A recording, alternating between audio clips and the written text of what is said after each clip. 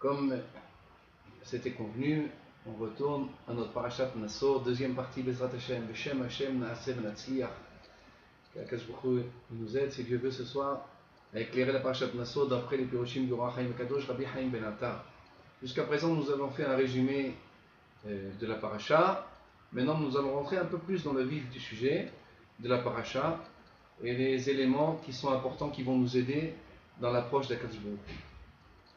Donc, comme on a dit, le Mishkan, qui était dans le désert, a été construit par les Lévi'im sous l'ordre de Moshe Rabbeinu et Aholiav, qui était l'ingénieur du Mishkan. C'est lui qui savait exactement comment préparer les tentures, quelle était la forme des poutres, quel était l'emplacement des poutres. Tout était sous l'ordonnance de Moshe Rabbeinu. C'est Moshe Rabbeinu qui donnait les ordonnances. Maintenant, 7 jours avant Rosh Chodesh Nissan, ça veut dire à partir du 22 Adar, le mois qui précède le mois de Nissan, c'est le mois de Adar. 7 jours avant, c'est les Yemé Milouim. Moshe Rabbeinu construisait le Mishkan et il le redéfaisait. Construisait, redéfaisait. Et ainsi comme ça pendant 7 jours. Et lui était responsable de faire les sacrifices.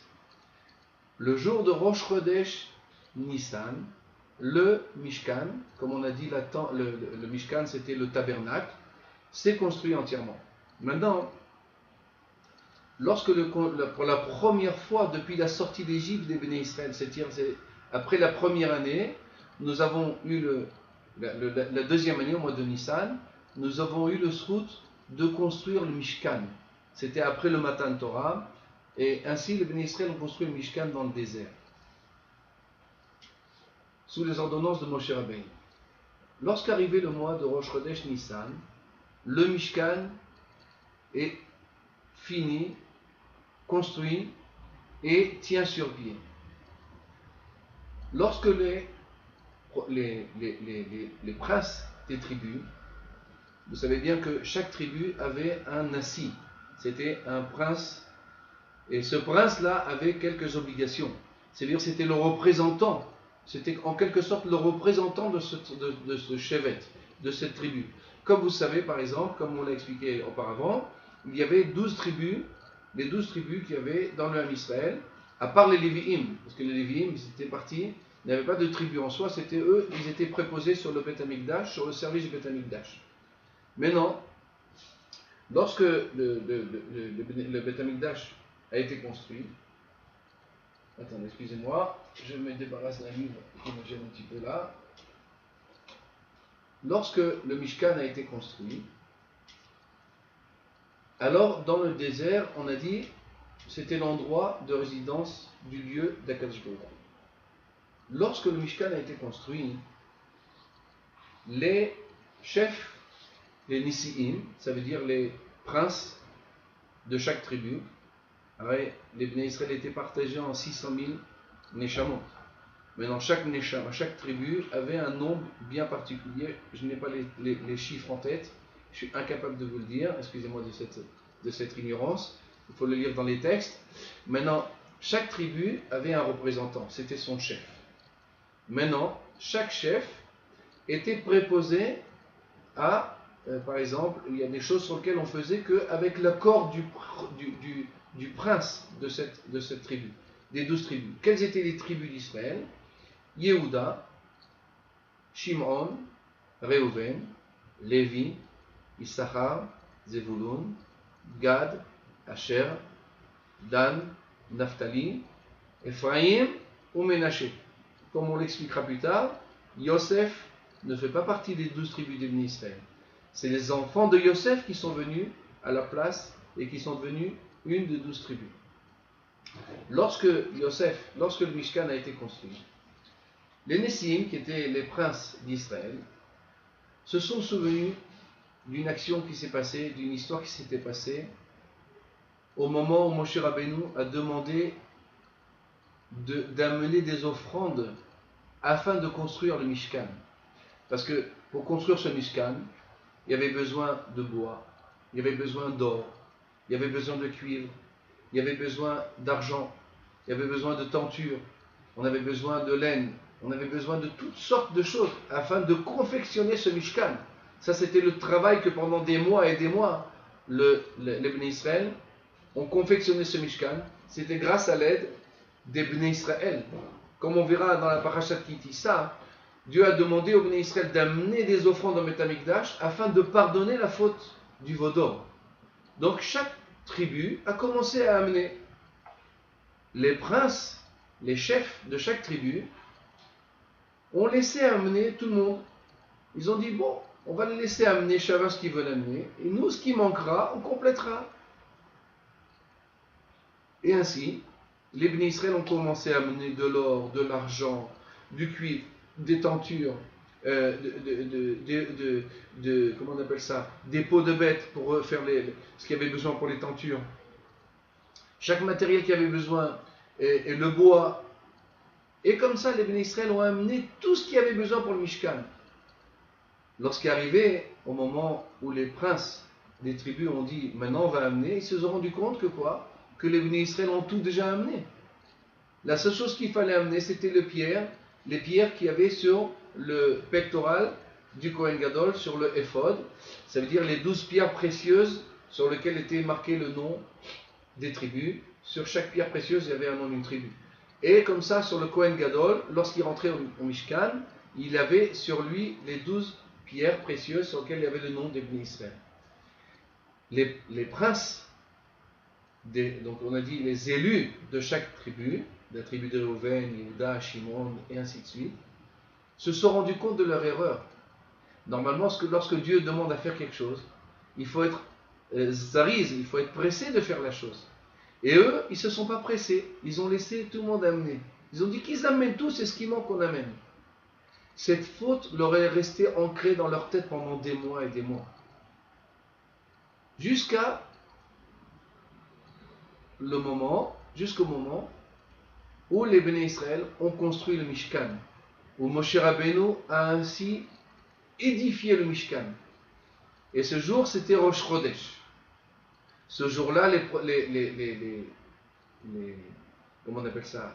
Les chefs des tribus, les Nessi'im, les princes de chaque tribu, s'étant rendus compte de l'erreur et ayant fait tchouva sur l'erreur qu'ils avaient fait, qui n'avaient pas été rapides sur la construction du Mishkan, se sont vite rattrapés. Et tout de suite, dès que Moshe Rabbeinu a fini de construire le Mishkan, il a édifié le Mishkan, comme on a dit avant, alors les princes se sont réveillés tout de suite. Et ils ont dit, on va réparer la faute que l'on a fait lorsque Dieu a demandé d'amener les ingrédients, d'amener des tourmotes, d'amener des dons pour construire le Mishkan. Aujourd'hui, nous allons amener, nous le premier, nous allons amener deux choses particulières. Et ainsi, à peine le Mishkan construit, les prophètes ont commencé à faire une première vague de dons au Mishkan. Quel était leur don qu'ils ont fait? Ils ont amené ce que l'on appelle Eglat et Eglot, des Agalot, et des Parim, afin de porter le Mishkan. Les enfants de Gershon et les enfants de Merari devaient porter les tentures, devaient porter les poutres du Mishkan. Alors les prophètes se sont dévoués et ils ont amené en don à Moshe Rabbeinu ce qu'on appelle les Eglat Agalot, okay? Les Agalot sur lesquels on devait mettre pour transporter le Mishkan dans le désert, parce que c'est sûr qu'on ne pouvait pas se permettre de porter le Mishkan sur les épaules, c'était assez lourd afin de les porter. Et ainsi, ils ont amené en cadeau des bakar, ça veut dire des chors, du gros bétail, des taureaux, afin de tirer les agalotes. Ils ont amené en cadeau 6 agalotes et 12 taureaux qui vont tirer ces agalotes. Donc combien de agalotes on avait? 6. Et combien de taureaux on avait? 12. 2 taureaux par une agala. 2 taureaux, une agala. Excusez-moi, une agala, une charrette, sur laquelle on mettait les poutres du Mishkan. Et ainsi, on mettait tout le matériel qu'il fallait porter, sauf, bien sûr, on verra plus tard, l'arche saint, que celui-là, on ne devait pas le mettre sur une agala, il fallait le porter sur les épaules. C'était le travail des enfants de Kéhati, qu'en aucun cas, ils devaient mettre l'arche saint sur une agala. Et on verra par la suite, dans l'histoire du Ham Israël, ça nous a coûté cher. Et à cause de ça, on a appris cette halakha, que l'arche saint ne se porte pas sur une agala, ni l'autel, ni le misbéach, ni la menorah. Tout ça, ce sont des choses qu'on devait porter soi-même. Et qui devait les porter, comme on a dit avant? Les Lévi'im. Et qui les Lévi'im? Les enfants de Kehat. Bnei Kehat. De là où ils ont pris leur importance, c'est les enfants de Kehat. Et ainsi, les princes ont réparé une première partie de leur faute. Et ils ont amené des dons pour le Mishkan. Quels sont les dons? Des hagalot, comme on a dit, des charrettes. Et par charrette, 2 taureaux. Donc ça veut dire 2 princes, 2 Nessim, 2 princes amener une charrette. C'est pour ça qu'il y a eu 6 charrettes. 12 tribus, ça fait à la fin 6 charrettes. Et ainsi, chaque prince a amené un taureau afin de tirer la hagala. Donc il se trouve que chaque charrette était tirée par 2 hagalot. Maintenant, comme c'est connu, il n'y a pas de hasard dans la Torah. Si Dieu a choisi 6 hagalot, 6 charrettes que les princes sont amenés, et les 12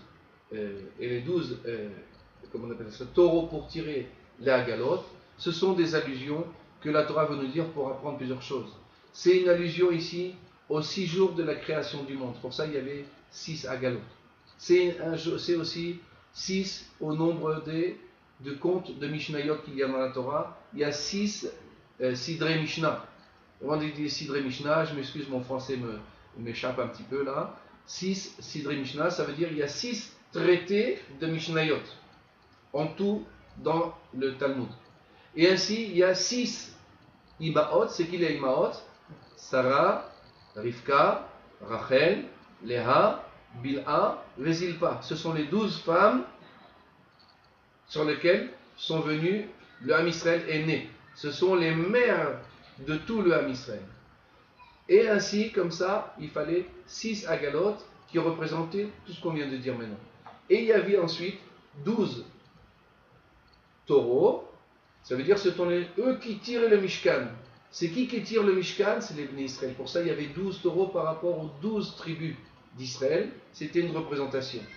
La Gemara nous dit que le don des prophètes était tellement important que ce don-là, c'est Charu, et c'est particulièrement ces Bakar, c'est qu'on appelle ça le taureau, les 12 taureaux que les prophètes ont amenés, ont duré 500 ans, ils sont restés vivants pendant 500 ans, jusqu'à Shlomo HaMelech, jusqu'à la construction du Beth Amikdash, du Beth Amikdash, à l'époque du Shlomo HaMelech, 500 ans après, pour nous dire que Dieu a agréé le sacrifice qu'ont fait les prophètes.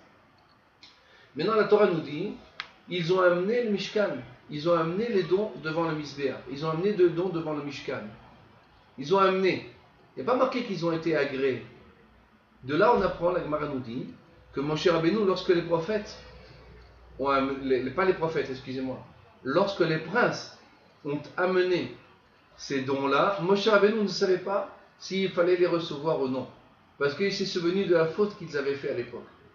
Jusqu'à ce que Akadosh Baruch Hu a dit à Moshe Rabbeinu, non, ce sont les dons que j'attendais des Bnei Israël. Il fallait qu'on fasse cette première partie des dons.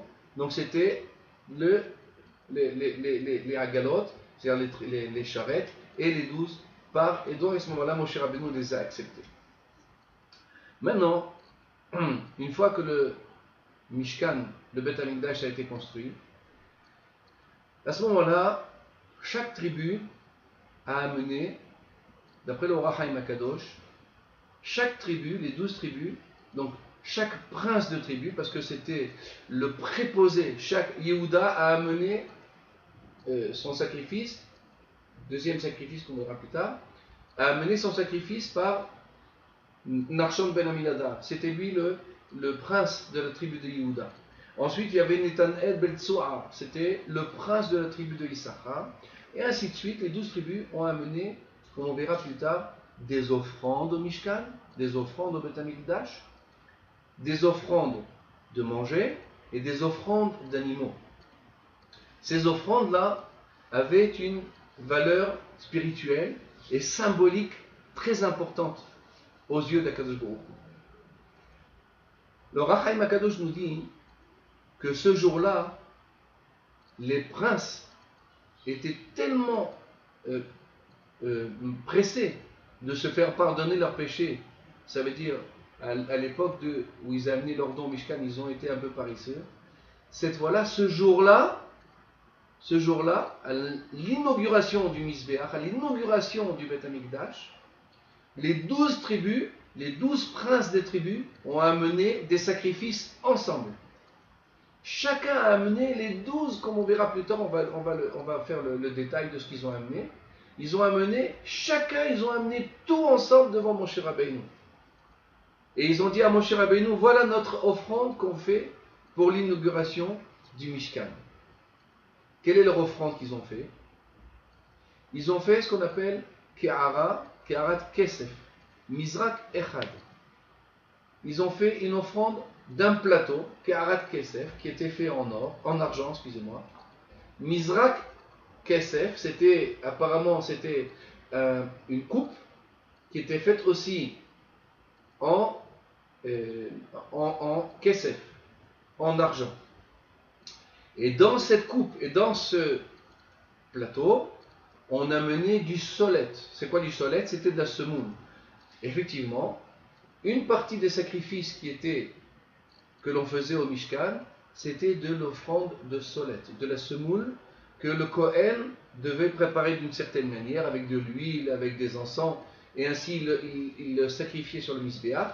En expiation, c'était une forme de faire un don, une donation pour le Mizbeach, afin d'expier les péchés des Israël, ou afin d'amener la lumière divine dans ce monde-là. Parce que quand un homme il prend de son bien personnel, son argent personnel, afin de faire un don, alors c'est comme s'il élève la matière.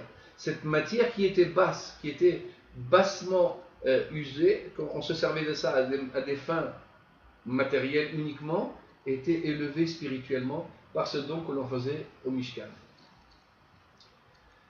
Et ainsi, deuxième partie de leur don qu'ils faisaient, c'était Bakar. Ils amenaient maintenant des animaux. Quels étaient les animaux qu'ils amenaient? Bakar, c'était un taureau. Aïl Echad, Bakar Echad, Aïl Echad. Aïl Echad, Aïl, c'est, comment on dit en hébreu, Aïl, Aïl. C'est pas un cerf, parce qu'un cerf, ça c'était un tzvi. Excusez-moi, j'ai un mot, je ne sais pas comment on traduit le mot. Aïl Echad, c'était un bélier. Bélier, voilà, j'ai retrouvé le mot. Le bélier. Et troisième chose que l'on a amené, c'était Seir Izim Echad. C'était quoi un Seir Izim? C'était une brebis. Le passage continue, il nous dit, et au Zevach Hashelamim, et ainsi on complétait ce don que le prince de chaque tribu a amené au Mishkan. Il a mené Shne Bakar. Shne Bakar. Ensuite, il a amené Elim Chamisha, Atudim Chamisha, Kevasim Chamisha. Encore une fois, ils amenaient en complément de leur korban de sacrifice qu'ils avaient déjà fait, ils amenaient 5 Kevasim, 5 Elim, 5 béliers, 5 Atudim, c'était aussi un petit bétail, et 5 Kevasim. La Torah nous fait allusion à des choses merveilleuses ici. On ne pourra pas faire ça aujourd'hui parce que c'est un petit peu longtemps de passer en revue chaque tribu, mais chaque tribu, lorsqu'on fait un korban, lorsqu'un homme amenait un korban au Beth Amikdash, c'était afin, un korban c'est un lachon de léakriv, on rapprochait. Chaque tribu avait un tafkid, avait une mission bien précise à faire dans ce monde-là. Par exemple, nous allons prendre les enfants de Yehuda. Premier korban de Yehuda, c'était, comme on vient de dire, Keharat Kesef, Mizrak Echad, Solet, Bakar, Aïn, Seirizim, Shne Bakar, et ainsi de suite. On va les passer en revue maintenant. Lorsque chaque tribu a amené, ils ont amené le même nombre de sacrifices, la même chose ils ont amené. Ils ont tous amené un plateau, ils ont tous amené une corbeille, ils ont tous amené du solet, ils ont tous amené un taureau, ils ont tous amené un bélier, ils ont tous amené la même chose. Seulement, la kavana, ça veut dire la pensée qu'ils avaient lorsqu'ils ont amené ce sacrifice était différente les uns des autres suivant comment on appelle ça, le tafkid, comme on a dit, suivant ah là là, mes mots m'échappent, je suis désolé, suivant la raison pour laquelle un homme est venu dans ce monde-là. Par exemple, Yehuda, on va commencer par le Shevet, le tribu de Yehuda. Yehuda, ce sont les rois d'Israël. Yehuda, c'est la descendance de Yehuda, ce sont les rois d'Israël. Particulièrement David Amelech et Shlomo Amelech. Ça veut dire que lorsque Yehuda a amené son sacrifice, il savait très bien que de lui allait descendre David Amelech et Shlomo Amelech qui allaient construire le Beth Amikdash et qui allaient être, eux, les rois d'Israël. Donc c'était David et Shlomo. Et ainsi, les rois d'Israël qui sont venus par la suite, Rechavam jusqu'à Tzidkiyahu. Tout ça, ce sont les descendants de David Amelech. Maintenant, lorsque les bénis Israël ont amené ces sacrifices, alors ils ont rapproché le destin d'Akadosh Baruch Hu, ils ont ramené la lumière divine sur terre, ils ont amené sur eux, ce sacrifice a réussi à amener des choses que l'on va voir tout de suite. Premièrement, les descendants de David Amelech et de Shlomo Amelech. D'où est-ce qu'on le voit? Yehuda, ce sont d'eux que sont nés les rois d'Israël, particulièrement David et Shlomo. C'était les deux rois principaux d'Israël, les deux grands rois d'Israël qui ont donné descendance par la suite, Rechavam et tous les rois d'Israël jusqu'à Tzidkiyahu, Melech Yehuda. Tout ça, c'était le descendant de Yehuda. C'est pour ça qu'ils ont amené un plateau en or, en argent, et une coupelle en argent, qui te fait allusion, un à David Amelech et un à Shlomo Amelech. Un qui fait allusion à David Amelech et à Shlomo Amelech, pourquoi? Pour te dire que ce plateau, de la même manière qu'il est rond comme la surface, comme la terre, de la même manière on amène un plateau fait rond comme la terre. Ensuite on amène une corbeille qui est faite en forme de Kadour Haaretz, comme on dit, comme la planète de la Terre qui est bien sûr une sphère. Et on la remplissait de solettes en souvenir des offrandes que les rois faisaient dans le monde entier lorsqu'il y avait Shlomo Amelech et David Amelech. La paix, particulièrement à l'époque de Shlomo Amelech, la paix résidait sur terre. Et ainsi, lorsque David Amelech a gagné la guerre, il a amené la paix dans le monde. Pourquoi? Parce qu'on a construit le Beth Amikdash et la résidence de Dieu s'est faite sur terre. Ensuite, pourquoi est-ce qu'on a amené 70 pourquoi est-ce que le poids de ces deux plateaux est 70 Shiv'im shekel be'shekel hakodesh. Pourquoi le poids de l'argent qu'il y avait dans ces deux plateaux 70 par rapport aux 70 nations que les bénis Israël allaient représenter en amenant des sacrifices au Beth Amikdash. 130, ça représente au monde entier, qui représente les mers, qui sont la gematria, la valeur numérique de mer en hébreu c'est 100. Et 30 c'était la piscine que Shlomo Amelech avait fait, qui représentait aussi le Yam Shel Shlomo. Deuxième chose qu'ils ont amené les Nissim, c'était les Bakar. Bakar, c'est le taureau. C'est quoi le taureau? C'est le taureau que Avraham Avinu, c'est-à-dire le bétail, avait la Bakar Ratz Avraham. Avraham Avinu a couru vers le Bakar afin de servir ses invités, les anges qui sont venus le voir. Donc ils ont fait une allusion à Avraham Avinu. Aïl, c'était le bélier de Yitzhak Avinu. C'était le bélier que Avraham Avinu a sacrifié à la place de son fils lorsqu'il a fait le sacrifice de Yitzhak afin de réveiller le mérite de nos pères. Et Seir Izim, c'était le Seir Izim, vous savez, lorsque les frères ont vendu Yosef Hatzadik, ils ont vendu les frères au Midianim, alors ils ont dit à son père que Yosef Hatzadik a été mangé, a été tué par une bête, et voici d'ailleurs, ils ont pris un Seir, ils ont pris, comment on appelle un Seir, c'est une brebis, ils l'ont égorgé, et ils ont pris le sang de cette brebis et ils l'ont trempé, le vêtement de Yosef, pour dire à son père, voilà, regarde papa, Yosef a été tué par une bête sauvage, et voici le vêtement qui reste. Et à partir de ce moment-là, Yaakov Avinu a perdu sa simcha, sa joie, c'était son fils Yosef. Et ainsi de suite, chaque chose a une allusion particulière.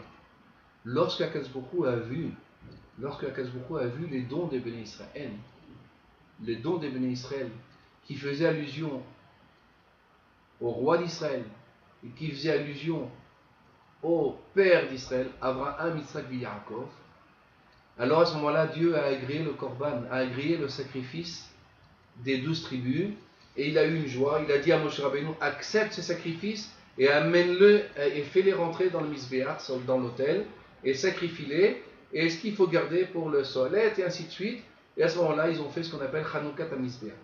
Mais à une condition, qu'on ne doit pas amener chacun ensemble, le même jour, tout le monde va amener, non. Chanoukat HaMizbeach, c'était l'inauguration de Mizbeach, chaque jour, une tribu. Premier jour a commencé Yehuda. Deuxième jour, Issachar. Troisième jour, Zebulun. Quatrième jour, Reuven. Cinquième jour, Shimon. Sixième jour, Gad. Ensuite, Ephraïm. Menaché, Binyamin, neuvième jour. Dan, le 10e. Asher, le 11e. Et Naphtali, le 12e. Et ainsi, chaque tribu a amené ses sacrifices au Beth Amikdash. Et ainsi, on a fait ce qu'on appelle Chanoukat HaMizbeach. Maintenant, pour terminer ce shiur, on peut encore parler beaucoup d'heures, mais il ne faut pas trop non plus rajouter. Je vais vous dire un peu quelques allusions que le Or HaChaim HaKadosh fait dans cette paracha, et vous allez comprendre combien le Or HaChaim HaKadosh donne de l'importance à la Torah Kedosha, et comment chaque chose de la Torah a sa place, mais d'une manière bien précise, sans aucun hasard, tout est placé d'une manière extraordinaire. Et ainsi, la Torah nous apprend que le premier jour, qui a offert le premier sacrifice, qui a offert la première offrande, le sacrifice de quelle tribu va être offert en premier, c'était le sacrifice de Yehuda. Yehuda, c'était le premier qui devait amener son sacrifice. Ainsi, il peut se poser la question, pourquoi Yehuda, lui, est le premier? Donc on a dit qu'on amène par tribu, 12 tribus d'Israël. Si on fait d'après la logique même, le premier, ça aurait dû être Reuven. C'était le premier-né de Yaakov, c'était le premier-né. Reuven, Shimon, Lévi et Yehuda. On aurait dû aller dans cet ordre-là. Reuven, ensuite Shimon, ensuite Lévi, ensuite Yehuda. Et ainsi, Issachar, Zvulun, Gad, Asher, Dan, Naphtali, et Yosef ou Binyamin. Comme ça, on aurait dû faire l'ordre dans lequel on devrait offrir les sacrifices au Beth Amikdash, les premières offrandes du Beth Amikdash. Et on voit que la Torah, non, la Torah a décidé autrement. La Torah a décidé que le premier qui va offrir son sacrifice, c'est qui? À qui on va donner l'honneur d'inaugurer le Mizbeach, c'est Yehuda. Et particulièrement qui? Le prince de Yehuda. C'est qui le prince de la tribu de Yehuda? Nachshon ben Aminadav. Pourquoi Nachshon ben Aminadav a été mis en premier? Pourquoi on lui a donné ce mérite d'inaugurer le Mishkan? Le dit Or HaChaim HaKadosh pour une simple raison. Parce que lorsque les Bnei Israël sont arrivés dans le désert, à la sortie du désert, et ils sont sortis, et ils ont marché 7 jours dans le désert, voici que les Égyptiens les poursuivent. Et ils arrivent dans le désert, ils arrivent à la mer Yamsouf. Ils arrivent à la mer Rouge. Les Égyptiens leur courent derrière. Les bêtes sauvages à droite. Le désert à gauche. La mer devant eux. Apparemment, ils sont coincés, ils sont comme dans une souricière. Les Égyptiens vont les rattraper et vont les ramener en Égypte en esclavage. Le moment est dur. Les rigachot, les sentiments des Bnei Israël sont très graves. Certains pensent à se rendre, certains pensent à faire la guerre, certains pensent à faire des cris afin de faire peur à l'ennemi, et ainsi de suite, on ne sait pas quoi faire. Dieu il dit à Moshe Rabbeinu, jetez-vous à l'eau, je vais vous offrir un miracle. Il fallait un signe d'Emunah, il fallait un signe de croyance en Dieu extraordinaire. Comment? Se jeter à l'eau, mais on meurt, on sera noyé dans cette mer. Nachshon ben Aminadav. Nachshon ben Aminadav n'hésite pas 2 secondes. Et il dit, si Dieu a demandé de le faire, il faut avoir confiance. Il faut avoir Emouna. Il faut avoir la Emouna que Dieu ne demande pas des sacrifices au Ham Israël. Nachshon ben Aminadav se sacrifie le premier et se jette à l'eau. La Torah nous raconte, la Gemara nous raconte, la Midrashim nous raconte que Nachshon ben Aminadav s'est jeté à l'eau, la mer lui est arrivée jusque la mer, jusqu'aux narines, il allait couler. Et à ce moment-là, Dieu il a ouvert la mer. La Messirut Nefesh. Comment on dit la Messirut Nefesh en français? Ça veut dire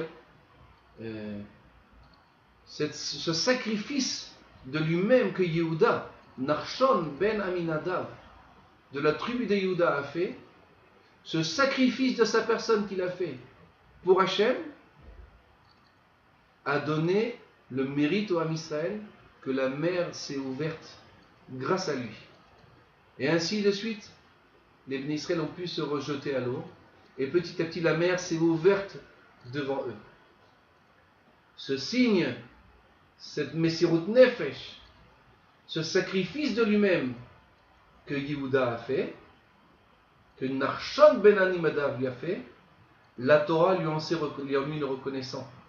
Et il lui a dit, toi tu seras le premier à sacrifier lorsqu'on amènera l'offrande au Beth Amikdash. Toi tu seras le premier à offrir l'offrande sur le Chanoukat HaMizbeach lorsqu'on va inaugurer l'autel des sacrifices. Ton sacrifice sera agréé le premier. C'est pour ça que la Torah n'a pas donné le premier Reuven, Shimon, Lévi, non. A donné Yehuda. Yehuda c'est le premier qui s'est jeté à l'eau, donc c'est le premier qui va amener son sacrifice au Beth Amikdash. D'ailleurs dans le nom on le voit, le temps nous est un peu, on n'a pas beaucoup de temps devant nous, mais je vais vous dire quand même, le nom de Nadav, de Nachshon ben Aminadav, dans le nom, il y a marqué ce qu'il a fait. Nachshon, en hébreu, Nachshol, c'est comme il y a eu il n'y a pas longtemps dans les pays en Thaïlande, la mer qui a envahi, comment on appelle ça? Un Nachshol, ça veut dire la mer elle envahit des mondes. Au tout d'abord, la mer elle devait nous couler. Nachshon, bien il est venu Nachshon et il s'est jeté à l'eau. Ben Aminadav, il se met entre la mer et le peuple. Il a dit, moi je me jette à l'eau le premier. Du fait qu'il a fait ça, la mer s'est ouverte. Ça c'est la raison pour laquelle Yehuda est le premier à offert. Deuxième qui a offert son sacrifice, on aurait pu dire, bon, Nachshon, tribu de Yehuda, Kol HaKavod, c'est bien qui est le premier. On aurait pu croire maintenant que qui va offrir maintenant le deuxième? Reuven, l'aîné de Yaakov Avinu. La Torah dit non. Le deuxième, vous savez qui c'est qui va offrir? C'est les enfants de Issachar, la tribu de Issachar. La tribu de Issachar, c'est elle qui va offrir le premier, le deuxième jour de l'offrande, deuxième jour du Beth Amikdash. Netanel Bet Su'ar, il s'appelle le prince de Issachar, de la tribu de Issachar. Maintenant, Alors Rachaim Akadosh dit, pour quelle raison? C'est les enfants de Issachar qui ont eu ce mérite-là. Pour quelle raison c'est Issachar? Alors la Torah nous dit, pourquoi? Pour une simple et belle raison.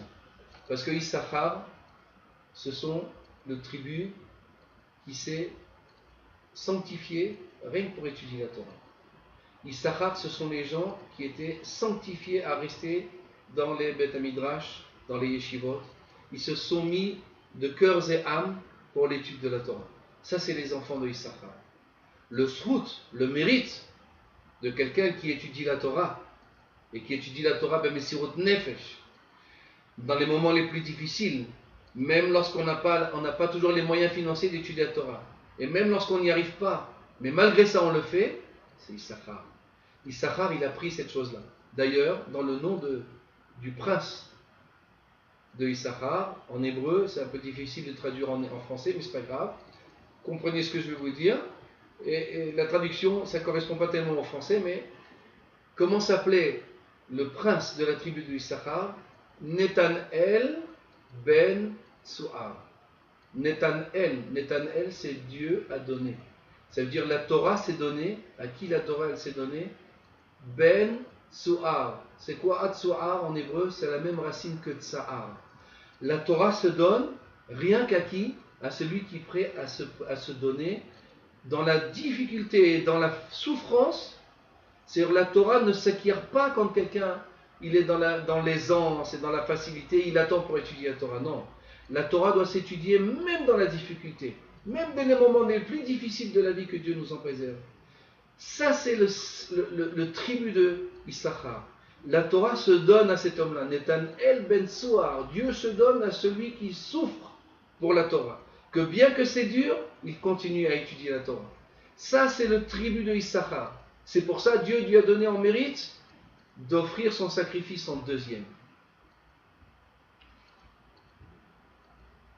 Troisième jour, Reuven, celui qui est l'aîné de Yaakov Avinu, vient et il dit, bon, maintenant c'est arrivé mon tour. C'est moi qui vais sacrifier. Dieu il dit non. Il y en a un autre qui doit passer avant toi. C'est qui? Zevulun. Zevulun, la tribu de Zevulun, c'est elle qui a la troisième place dans l'importance des sacrifices du Ham Israël. Comment s'appelait le prince de la tribu de Zevulun? Eliav ben Chelon. Eliav ben Chelon. C'était le prince de la tribu de Zevulun. Alors vous allez me dire, alors pourquoi lui il a mérité? Pourquoi pas Reuven? Or Rachaim Akadosh nous dit pour une simple raison. De la même manière que Issachar sont les Bnei Torah. Issachar, ce sont les gens qui étudient la Torah dans la difficulté. Mais il y a aussi le tribu Zevulun, comme on l'a expliqué dans d'autres shiurim précédemment, à l'introduction du Rachaim Akadosh. L'histoire du Ham Israël, et de particulièrement les gens qui étudient la Torah, sont toujours soutenus. Etz Chaim ilama hazikim ba vetomchea meushar. Etz Chaim, c'est un arbre de vie pour celui qui l'étudie. Vetomchea meushar, mais celui qui soutient les gens qui étudient la Torah, ceux qui nourrissent les Bnei Torah, ceux qui donnent l'argent aux Bnei Torah afin qu'ils puissent étudier la Torah, afin qu'ils puissent continuer à faire leur étude de Torah dans la tranquillité. Ça, ce sont les tribus de Zvulun. Zevulun, c'était ceux qui contribuaient, c'était eux qui soutenaient la tribu de Issachar. Smach Zevulun betsetecha v'Issachar be'aolecha, il dit le pasuk dans Zot HaBracha. Zevulun sortait, lui, faire du commerce. Il sortait par Manzevo, il partait en Chine, il partait en Thaïlande, il parlait aux États-Unis, il parlait au Canada, faire du business, trouver des nouveaux asakim, des nouvelles affaires à faire. Mais sa tête, elle était pour une raison. Je sors faire du commerce afin d'entretenir mon frère qui fait de la Torah. Afin d'entretenir le tribut de Issachar, que lui, veut se consacrer à l'étude de la Torah, même dans la difficulté. Et ainsi, Smar Zevulun, Zevulun se réjouissait rien que de sortir avec l'idée de soutenir les Bnei Torah, de soutenir les gens qui étudient la Torah. Ça, c'était la joie de Zevulun, de soutenir les gens qui étudiaient la Torah, B'Mesirut Nefesh. À ce moment-là, Dieu il a dit, alors moi, après Yehuda, après Issachar, c'est qui le troisième qui doit venir? C'est Zvulun. Parce que son salaire, il est grand. Grand est le salaire de celui qui soutient la Torah. Parce que grâce à lui, la Torah peut se développer dans le monde. Ça, c'est l'importance des Zvulun. Ensuite, effectivement, est venu Réhouven, Shimon, et toutes les autres tribus sont venues par la suite. Et ainsi de suite, nous arrivons, par le temps que je suis un peu limité, donc on va s'arrêter ici. Mais avant de m'arrêter, je vais terminer par une dernière phrase du roi Chaim Akadosh, quelque chose d'extraordinaire. Le dernier à avoir amené son sacrifice, l'avant-dernier, c'est Asher. Asher, c'est le 11e qui a amené son sacrifice. Et ensuite, Naphtali. Et ainsi, je vais terminer ce shiur par ces deux choses-là. Asher et Naphtali. Asher, c'était qui? Le prince de la tribu de Asher. Il s'appelait Pagriel ben Ochran. Dans le nom de la tribu de Asher, on apprend quelque chose de merveilleux. Il est connu que la tribu de Asher a été la tribu dans laquelle ils ont eu le plus d'enfants. Ils ont été bénis dans le nombre d'enfants que chaque famille de la famille de Asher ont eu. C'était eux, leur bénédiction, c'était les enfants. Ils étaient bénis dans les enfants. Le nombre du tribu de Asher était plus grand que tous les autres tribus, plus que Yehuda, plus que Shimon, plus que Lévi. Béné Asher, c'était plus que tout. Maintenant, pourquoi est-ce qu'on l'appelait Pagiriel ben Ochran? Alors je vais vous le traduire en français, mais ça s'étudie parce que ce n'est pas les mêmes mots, mais ce n'est pas grave, retenez l'idée que je vais vous dire maintenant. Pourquoi les enfants de Asher étaient plus nombreux que n'importe qui? Pagiriel ben Ochran, c'est pour te dire. Pourquoi ils ont été bénis? Pagiriel ben Ochran, Pagian, ça veut dire Dieu les a touchés. Pagiriel ben Ochran. Pourquoi? Parce qu'ils étaient ben Ochran, ça veut dire que la Torah les a touchés. Bon, le temps me touche un petit peu, je peux pas m'allonger. En quelques mots, on l'étudiera Bezrat Hashem le prochain shiur. Je suis trop pris par le temps maintenant, je ne peux pas trop rallonger. Mais ça c'est une chose, que là où la Torah elle passe, comme l'histoire de David Amelech, lorsqu'il a été recapturé l'arche saint qui se trouvait chez les Philistins. Et en chemin, ils se sont arrêtés à cause d'une mission qu'on verra plus tard. Je vous raconterai cette histoire plus tard. Ils se sont arrêtés dans la maison dans Kiryat Yarim, en chemin pour arriver à Jérusalem. Ils ont été obligés de s'arrêter quelques jours là-bas. Et l'arche saint est rentrée dans la maison d'un homme qui s'appelait Oved à Adomi. L'arche saint est rentrée dans sa maison et est restée là-bas pendant quelques jours. La Gemara nous dit dans Masechet Brachot que à peine cette arche saint est rentrée dans la maison de Oved à Adomi, Dieu a récompensé Oved à Adomi. Sa femme a eu 6 enfants dans la même année, et ses calottes, c'est-à-dire les femmes de ses enfants, ont eu elles aussi 6 enfants dans cette année. Cette année, ils ont été bénis par 64 enfants et petits-enfants en une année. Pourquoi? Parce que là où la Torah, l'arche saint réside, il amène avec lui la bracha, particulièrement la bracha des enfants. C'était la tribu de Asher. C'est pourquoi Asher a été béni par le nombre d'enfants. Et dernière et 12e tribu qui a amené, c'était Naphtali. Naphtali, c'était Achira ben Ainan. C'est quoi Achira ben Ainan? Achira, Naphtali avait une qualité extraordinaire. C'était celui qui se contentait de ce qu'il avait. Il était Sameach Bechelko. Il était heureux de ce qu'il avait dans ce monde-là. Tout ce qu'il avait, ça lui suffisait. Jamais il regardait chez son voisin. Pourquoi moi j'ai que ça et lui il a plus que moi? Là, Achira ben Ainan, dans le nom du chef de la tribu de Naphtali, On voyait la qualité du tribu de Naphtali. C'était quoi leur qualité? C'était des gens qui se contentaient de ce qu'ils avaient. Tout ce qu'ils avaient leur suffisait. C'est pour ça, Achira, ça veut dire, ils n'avaient pas un mauvais regard sur leurs frères. Ben Enan à leurs yeux. Jamais un homme de la tribu de Naphtali avait un mauvais regard sur son frère et qui pensait à seul instant, pourquoi lui il a tout ça et moi j'ai pas tout ça? Non, ils étaient heureux de ce qu'il avait. Donc non seulement ils n'enviaient pas son frère, mais ils étaient heureux de ce qu'il possédait. Ça c'était d'une manière un peu rapide les derniers jeux. Je vous ai passé en revue les deux dernières tribus. Mais ainsi on peut passer en revue chaque tribu.